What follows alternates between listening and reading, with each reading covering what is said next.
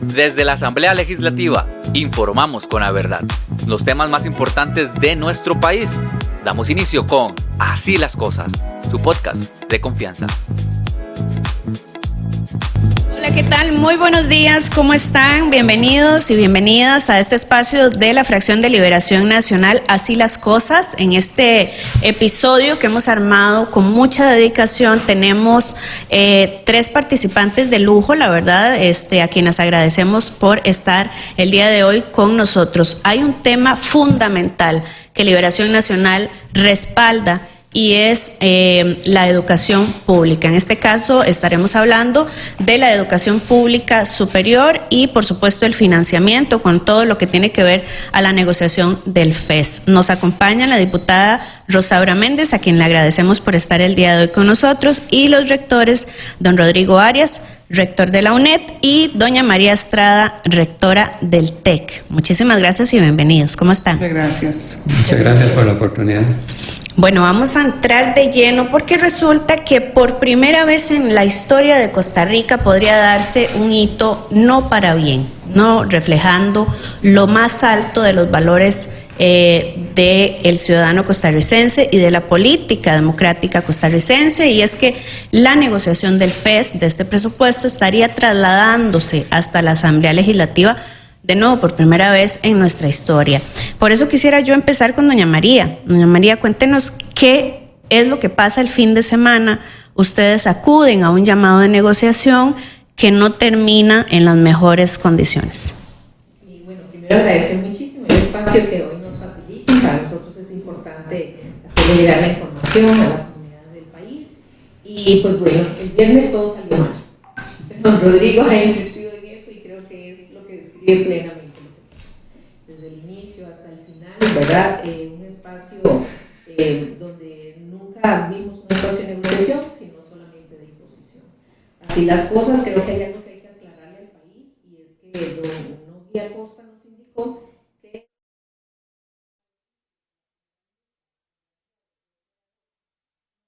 enviando el presupuesto a la Asamblea con un 1%, sino que nos remitirían a la Asamblea Legislativa con el mismo presupuesto del 2024, es decir, 0 incremento para las universidades, lo cual afectaría de manera muy importante el quehacer de las 5 universidades del país.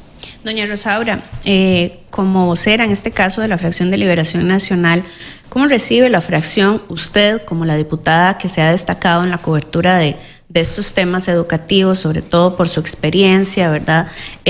Lo que ha pasado en esta negociación y lo que podría pasar de ahora en adelante. Bueno, muy alarmados y realmente pues consternados de que en este país no se pueda negociar con el Ejecutivo. Un espacio en donde nos ha caracterizado el diálogo, el buscar el bienestar para nuestro país, se vuelve una imposición, y una imposición doble, porque se había enviado este primer memorándum que indica la señora rectora, pero entonces se llega y se impone, ya no se va a hacer de esta manera, ahora se va a hacer, es un sacaclaus, diría esta diputada. Y la fracción del Partido Liberación Nacional, que siempre ha apoyado y seguirá apoyando la educación, que es la base de nuestra democracia, la base de nuestro país, va a luchar para que se le den los recursos correspondientes a las universidades y a la educación en general. Es que Costa Rica no puede dejar de apostarle a la educación, y en esto está en juego el presente y el futuro de nuestro país. A mí me alarma, igual que a los compañeros diputados y a la fracción en pleno, que este tipo de cosas se estén dando.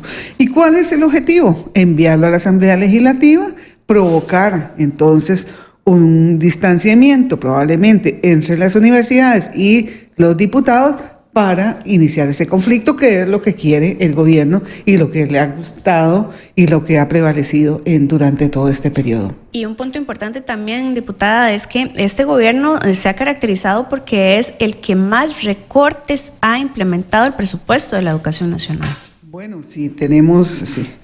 Vamos a ver, yo estoy claro en que esto viene, tenemos la crisis del 80, luego lo que pasa en pandemia, luego el apagón educativo, pero ha llegado a cortar Es que ya no hay un apagón, hizo un circuito total en la educación de este país, claro. Y este país está en caos, o sea, todos los cables están que chocan en cualquier momento y vamos a destruir lo que hemos construido. O sea, apostarle a la educación es un deber de cada uno de los costarricenses, de cada uno de los que estamos en un puesto de elección desde la Diputación. Bueno, los ministros quizás no, porque los impusieron y porque tienen que decirle que sí al presidente.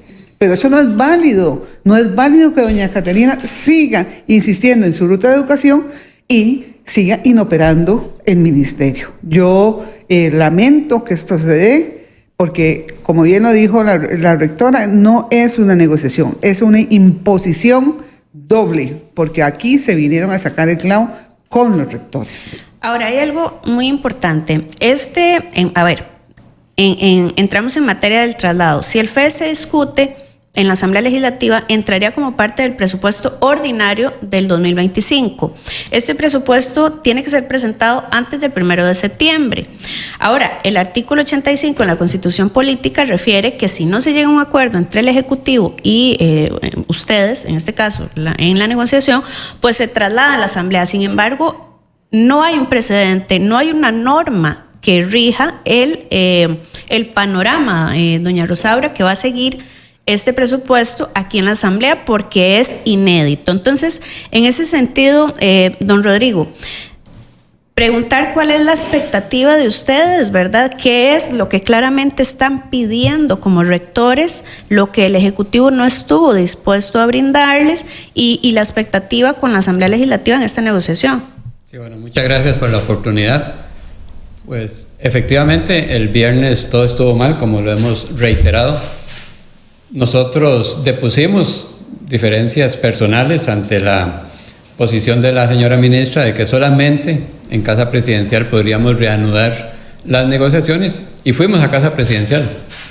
Pues nos tuvieron 40 minutos en la acera esperando que abrieran la puerta para ingresar, y 40 minutos adentro también esperando que se desocupara el lugar donde íbamos a reunirnos, para que nos dieran una respuesta, yo creo que en menos de un minuto, al planteamiento que habíamos hecho en la tercera y en la cuarta sesiones de la Comisión de Enlace, diciendo que efectivamente a ellos les interesa mantener el valor adquisitivo del FES, que como dice la Constitución Política, pero haciendo una propuesta que no cumple con eso, porque nos reiteran el 1% de crecimiento del FES, con una amenaza adicional. ¿Cuál es? Que si ese día no firmábamos con el 1%, envían el presupuesto a la Asamblea Legislativa sin ningún aumento, 0% de crecimiento. Ese fue el resultado final. Cuando terminó la sesión, la señora ministra dijo, bueno, se levanta la sesión y se da por terminado el proceso de negociación sin ningún acuerdo. Entonces se habilita lo que dice el artículo 85 de nuestra Constitución Política. Corresponde a la Asamblea Legislativa definirlo. No hay un antecedente específico en materia de negociar el FES con la Asamblea Legislativa, pero sí hay un antecedente de un diferendo que resolvió la Asamblea Legislativa. Eso fue en el año 2019. Yo lo recordaba en la sesión de la Comisión de Enlace y le decía a don Nogui que él era viceministro de Hacienda en aquel entonces también. ¿Y cuál fue el diferendo? En esa oportunidad se llegó a un acuerdo entre universidades y gobierno y se firmó un acuerdo, pero en la presupuestación el Ministerio de Hacienda unilateralmente incorporó 70.000 millones para transferencia de capital, lo cual hacía imposible la operación de las universidades para gasto corriente, y eso llevó a una marcha y a una negociación, y finalmente terminamos en esa oportunidad en la Comisión de Hacendarios, que rebajó a la mitad lo que el gobierno estaba presupuestando como transferencias de capital, atendiendo precisamente la competencia que tiene para dirimir un desacuerdo de esta naturaleza. Nunca ha sido sobre el monto del FES, es la primera vez. Lamentamos que el Ejecutivo no tuviera la capacidad de lograr un acuerdo con las universidades y que nos llamó a Casa Presidencial con todos los antecedentes que habían, no para negociar, sino para imponer, lo cual va en contra de los intereses, no solo de las universidades, de los intereses del pueblo de Costa Rica, porque las universidades están al servicio de toda la sociedad, y eso es lo que nosotros estamos defendiendo en el marco del blindaje que tienen los recursos para las universidades en el artículo 85. Doña Rosaura, es que vemos este mecanismo que utiliza el gobierno de la República de que intimida empieza a faltar el respeto, porque perdón, digámoslo en español, en castellano sencillo, tener a estas personas, sean rectores o no, 40 minutos afuera, 40 minutos adentro, recibirlos por 1 minuto. Esto es una falta de respeto, y no su investidura misma, sino como seres humanos. A ver, y así lo hemos visto con otros sectores que tienen diferencias al gobierno, que terminan siendo después intimidados si no hacen lo que el gobierno pues precisa o impone, ¿verdad? Bueno, nosotros hemos sido muy claros del tipo de administración que tiene el actual presidente, señor Chávez. Es un tema de imposición, de que lo hace porque lo hace, y así me lo indicó una vez cuando le planteé que por qué nosotros no planteábamos en conjunto un proyecto donde se viera lo del FES cuando se presentó el proyecto anterior, y me dijo, aquí lo del FES va porque va, y me lo dijo en una reunión que tuvimos en Cartago, en una gira por Cartago. Él está obsesionado, creo, no es obsesionado, tienen una clara propuesta de debilitar el sistema de educación superior, el universitario, público, para fortalecer el privado, probablemente, ¿verdad? Hay intereses de por medio, y a mí esta forma de actuar del presidente, la poca asertividad y la poca armonía para negociar cosas e imponerse, porque es lo que él trata, me hace pensar que este país va por mal camino con ese tipo de liderazgos, y más bien hago un llamado de atención al presidente y al Ejecutivo en que aquí se les ha invitado siempre al diálogo. Los rectores pusieron abajo, diríamos en buen castellano, dijeron, bueno, quieren que vayamos a negociar. Claro. La señora ministra se vio afectada, aunque dice que le gritaban por las ventanas, y yo que conozco CONARES, yo nunca he visto que se pueda gritar por una ventana en el sótano o en el segundo piso donde están los rectores. Y no ha permitido que, si ella, aunque ella se haya sentido molesta, bueno, aquí no es lo que yo sienta, es que está en juego el futuro de la educación de este país, sino debería de ser este Ejecutivo, el presidente, en aras de que este país camine por buen camino, de buscar la armonía. Hay un pleito con el Ejecutivo tiene un pleito con la Asamblea, con la Contraloría, con todo el mundo que le diga que no. Exacto. Entonces, las universidades no quieren, bueno, aquí vamos y hago lo que yo quiero. Ahora, importante el deterioro que usted señala es indicar puntualmente que no conocemos una ruta concisa de la educación, a pesar de que la ministra se le ha pedido en diversas ocasiones que se indique, ¿verdad?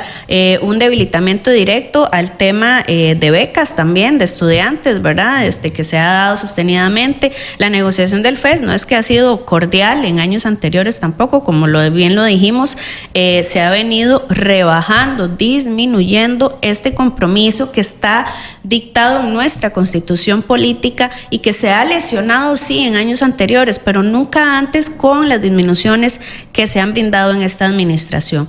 Parte de lo que se dice, doña María, también para desprestigiar, como suelen hacer, cualquier negociación que no sigue lo que ellos quieren, es que los rectores ahora están diciendo que ganan mucho, que resulta que están pidiendo cosas que no se pueden pagar.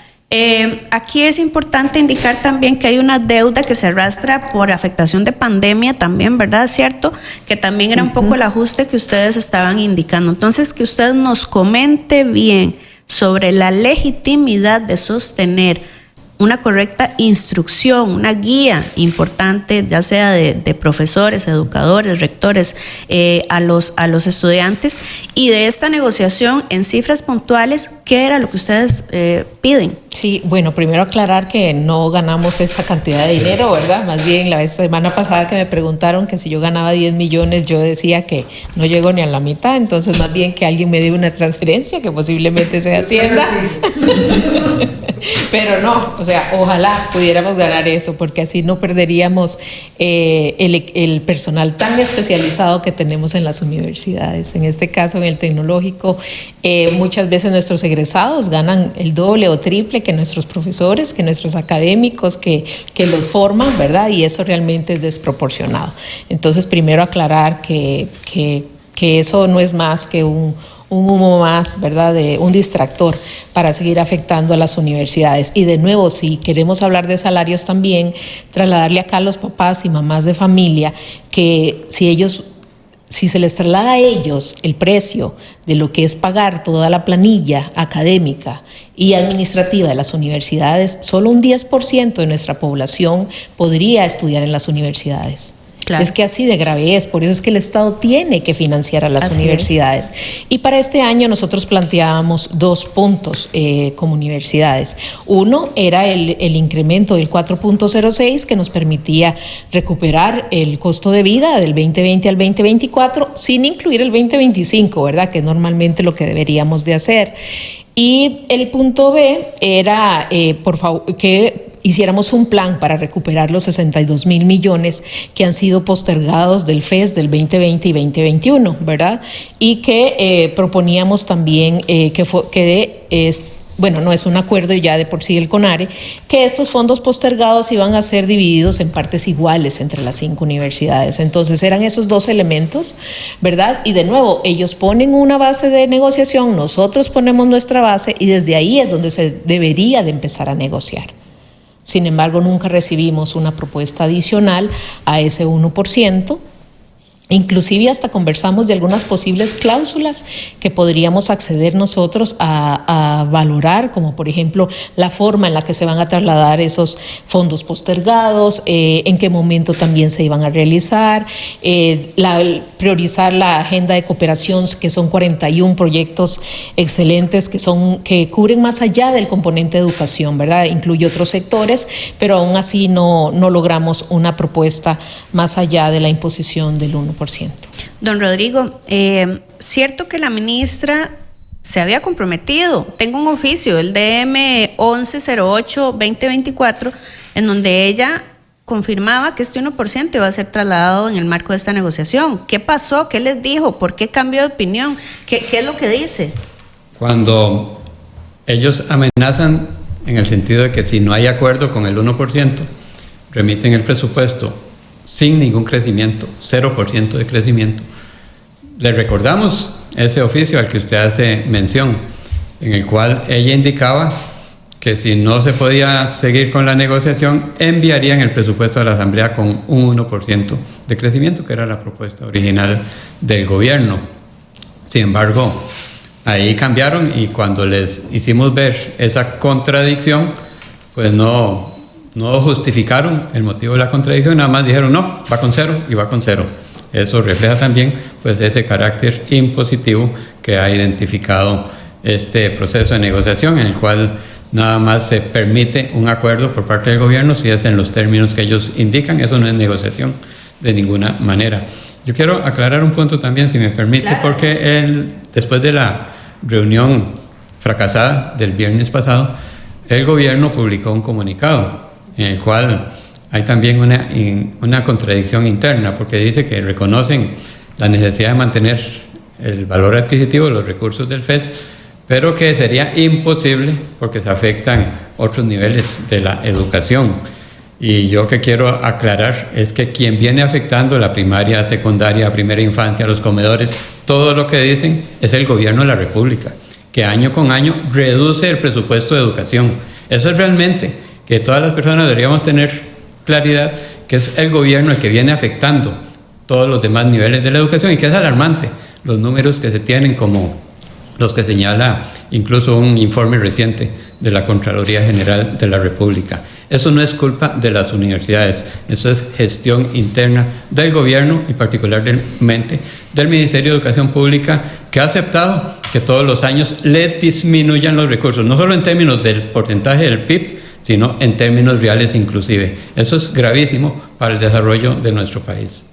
Cierro nada más con una precisión. Ustedes tienen planeado, el sector educación, salir a las calles. Creo que hay una manifestación. ¿Para cuándo está convocada, doña María? Sí, está convocada para el 28 de junio acá en San José y el 29 en regiones, ¿verdad? Es importante, de agosto, sí. La próxima semana. Exactamente, la próxima semana. Creemos, nos articulamos alrededor del Pacto por la Educación, ¿verdad? Que es un pacto que hemos venido trabajando desde el año pasado y también que doña Rosaura, desde su presidencia en la Comisión de Educación, también ha dado mucho realce. Y nos unimos en 2 sectores, país, para decir que también si afectan la educación, seguiremos afectando también los otros sectores. Entonces, un llamado para que ojalá se puedan unir, y también no dejamos de lado que hoy apenas es 19 de agosto. Hay años en que el FES se ha firmado en negociación a finales, un 25 o un 28 de agosto, por lo cual aún hay una ventana de tiempo para que el gobierno reconsidere y vuelva a llamar a la mesa de negociación. Ustedes están en la mejor anuencia. Si es a negociar, sí. Si es a imponer, no.